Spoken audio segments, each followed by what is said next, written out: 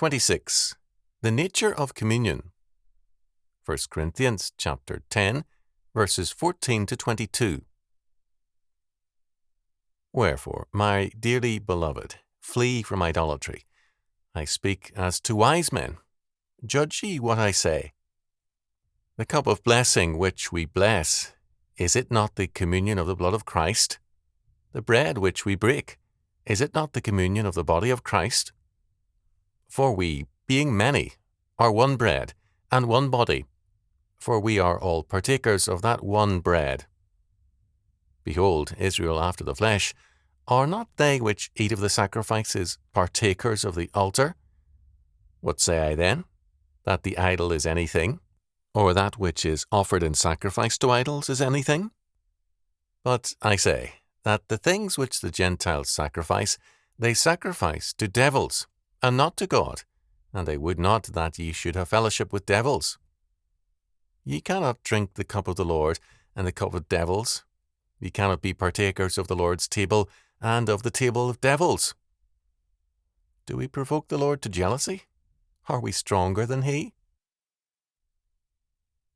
In chapter 8, verses 1 to 8, Paul discusses the question of meats offered to idols, and in chapter 8, verses 9 to 13, he sets forth his conclusions. Now, in 1 Corinthians chapter 10, verses 14 to 33, he returns to the same subject. His reason for doing so is theological. In 1 Corinthians chapter 6, verses 16 to 18, Paul points out that sexual union is a form of union that makes the twain, one flesh, a doctrine first set forth in Genesis chapter 2, verse 24. Communion, we are soon to be told, means a community of life. It sets forth our membership in the new humanity of the last Adam, Jesus Christ, 1 Corinthians chapter 15, verses 45 following. The two doctrines cannot be confused, but there is a parallel in membership in a new corporate estate, one body, one flesh, one life.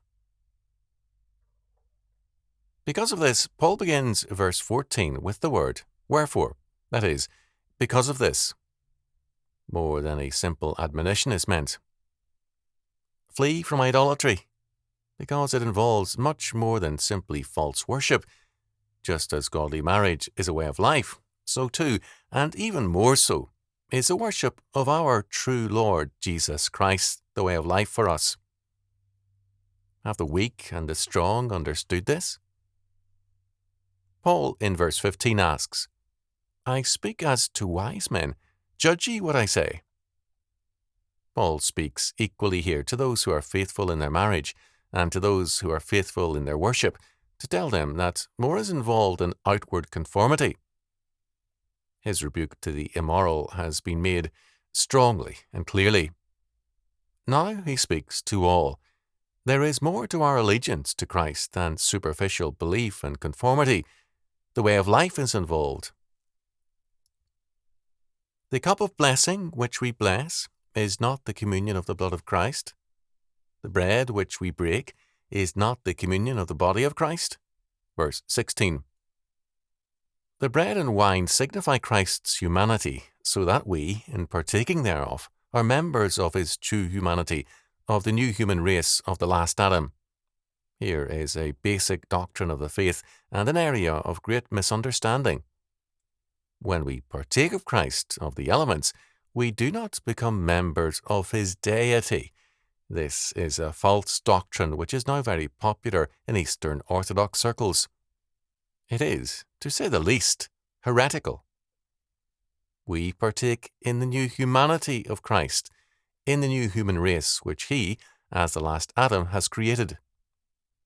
The difference is an enormous one. We do not become gods, we become a new creation in Jesus Christ. There was a special benediction in receiving the cup worthily. Matthew chapter 26, verses 26 and 27, 1 Corinthians chapter 11, verses 23 and 24. In communion, Christians celebrate the fact that they are Christ's new human race. Paul twice stresses the fact that we, the members, partake of communion. The Church administers communion, but it is the people who partake of the elements. For we being many are one bread, and one body, for we are all partakers of that one bread. Verse 17. It is we, the members of Christ, the partakers of the bread of life, Jesus Christ, who are one bread, because we are all members of Christ's new human race. Again, the church is not mentioned because it is Jesus Christ who is the bread of life, not the church. No more than Israel could make itself the goal of God's activity, can the church do so. Our Lord says plainly, "Seek ye first the kingdom of God and his righteousness." Matthew chapter 6, verse 33. The focal point transcends this world and man while taking place in history. In verse 18, Paul turns to the Old Testament history again. "Behold, Israel after the flesh, are not they which eat of the sacrifices partakers of the altar?" The expression, Israel after the flesh, is significant. In Galatians chapter 6, verse 16, Paul speaks of the church as now the Israel of God. All the same, the typology remains and is important. In certain offerings, both the priest and the sacrificers ate of the offerings. They were, quote, partakers of the altar, end quote, or in communion with it by sharing in the offering.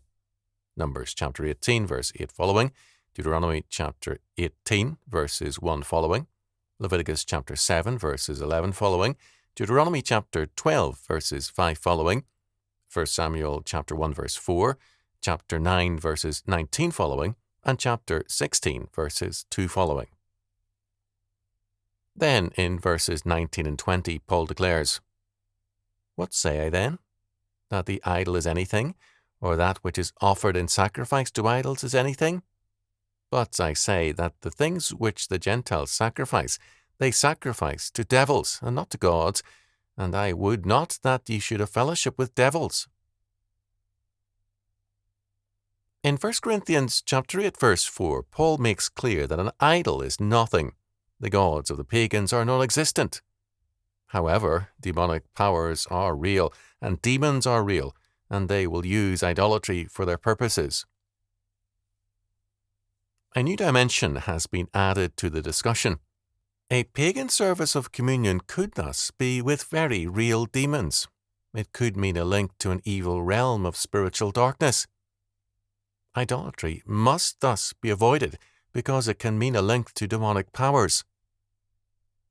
Paul is not writing about eating meats butchered at a temple stall, but to actual community and business dinners where the meat was part of the pagan communion rites. His conclusion is this: "Ye cannot drink of the cup of the Lord and the cup of devils. Ye cannot be partaker of the Lord's table and of the table of devils." Verse 21. Communion is a reality in all of life. Too many people then and now restrict its meaning to a church ritual when it is, in fact, a part of everyday life. In many cultures, this is literally a practice in that eating with unbelievers of their particular religion is forbidden because it is seen as a communion service. Without agreeing with that practice, we can recognize that it is realistic as to the meaning of communion. Paul then asks, "Do we provoke the Lord to jealousy? Are we stronger than he?" Verse 24. Israel in the wilderness, Deuteronomy chapter 32, verse 17, and verses 21 and 22, tried to combine false religion with the true, only to incur God's anger. In Malachi chapter 1, verse 7 and verse 12, we are told of God's anger at polluted offerings on his altar. Do they dare provoke God to anger in Corinth also? Do they imagine that they are stronger than God, and that they can trust in their wisdom and treat him as they please? Paul treats idols as nothing, but he takes the demonic seriously, as we must do also. Evil is a very real fact in history.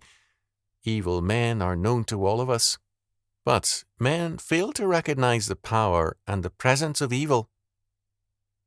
It is absurd to think that evil spirits and powers do not exist. the Lord clearly forbids concentrating on or studying the deep things or the depths of Satan, Revelation chapter 2, verse 24, but this does not mean that we ignore their reality. To study satanic conspiracies as though they determine history is morally wrong, but it is also an error to disbelieve their existence. So Paul, in dealing with communion, is telling us it exists everywhere in all of life. Where is our communion? With God? With evil peoples? With the demonic? Choose you this day, he is telling them, whom ye shall serve. Joshua chapter 24, verse 15.